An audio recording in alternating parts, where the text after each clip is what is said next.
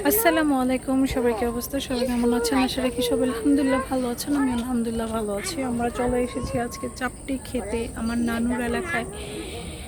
এই যে আমার ছোট বোন আতিকা, কোথায় আসছো?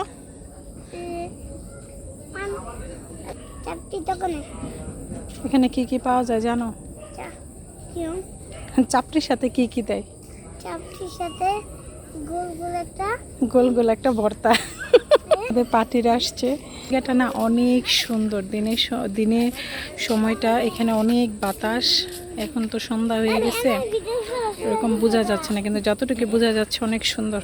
সামনে যে ভিড়, আমরা কি আদৌ চাপটির সিরিয়াল পাবো কিনা জানি না। ডিম চিতই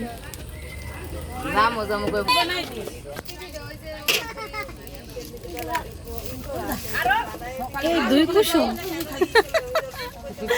কুসুম দুইটা পড়ছে। হ্যাঁ দুইটা না ভাঙ্গে গেছে দেয়া বাইঙ্গা দিছি ওই আস্তা দিলে ওইটা দেরি না চাপটি হয়ে গেছে। 300 ফিট গিয়ে চাপটি দেবেন। আর আমাদের এইখানে নানুবাড়ি এখানে যে চাপটি বিক্রি করে এটা কিন্তু ভর্তা ফ্রি, আর 300 ফিটে কিন্তু ভর্তা টাকা কিনা খেতে হয়।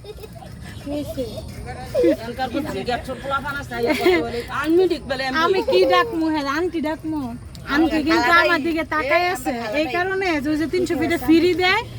ওই জায়গায় আন্টি কইতাছে এই জায়গায় কতটি পোলাপনের লেগে বলে ফ্রি খাওয়ান লাগে।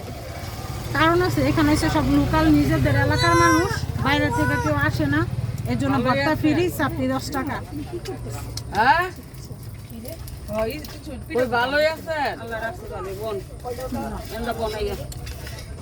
ভর্তাগুলো মজা।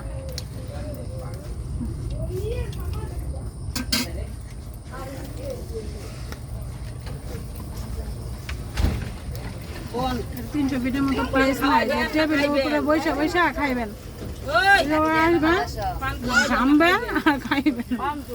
ঘামার খাওয়া। যে চাপটি আমাদের পরে অবশেষে টুলে জায়গা পাইছি আমরা। ছোট বোন খাইতেছে।